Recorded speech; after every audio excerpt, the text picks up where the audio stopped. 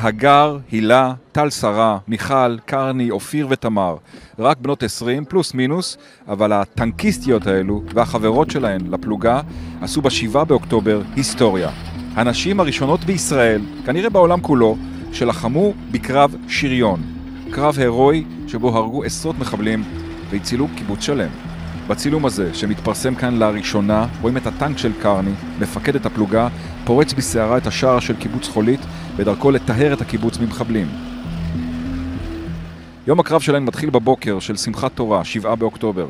כשהמחבלים פורצים את הגדר מעזה לעוטף, הטנקיסטיות נמצאות בכלל הרחק משם, בגזרה אחרת, בגבול מצרים, בבסיס שלהן, בניצנה. הן מתחילות לנסוע עם שני כלים, טנק וקטלן, סוג של רכב משוריין, לכיוון צפון.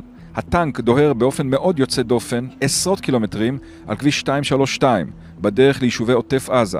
ליד מוצב סופה הן נתקלות בעשרות מחבלים ששועטים לעברן ומתקדמות לכיוון הגדר.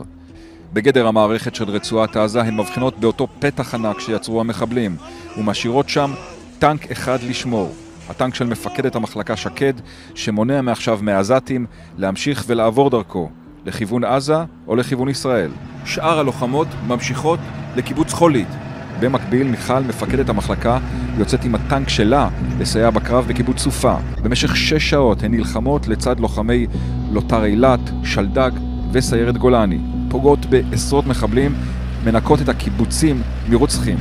בעצם בשעה 6:30 בבוקר טל מגיעה לחדר שלי, מעירה אותי, אומרת לנו שיש חדירת מחבלים.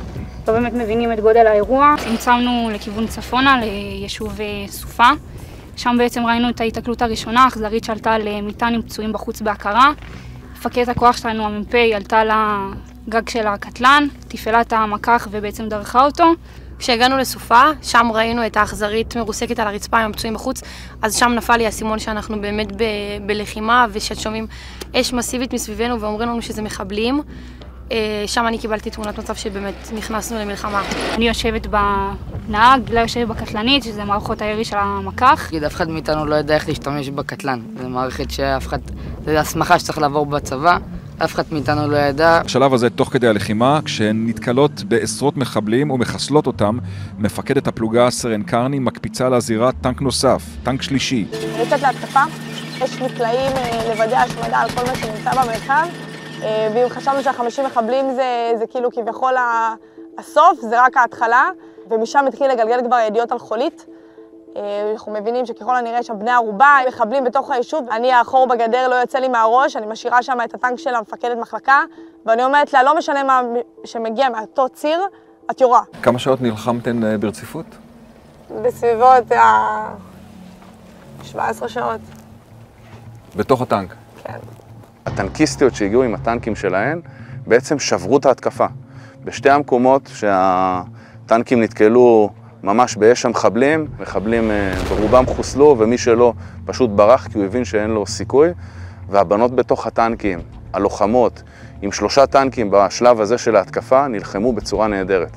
נלחמו בדרך שהם לכאורה גם לא הוכשרו אליה.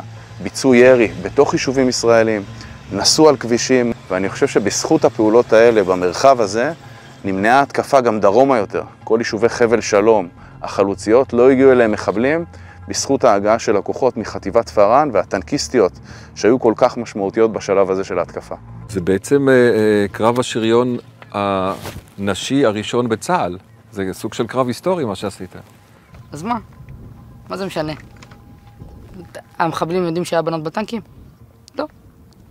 נראה לך שהם ראו את השיער של מיכל בורח מהג'אנטקס? לא. בנים, בנות, מה זה משנה?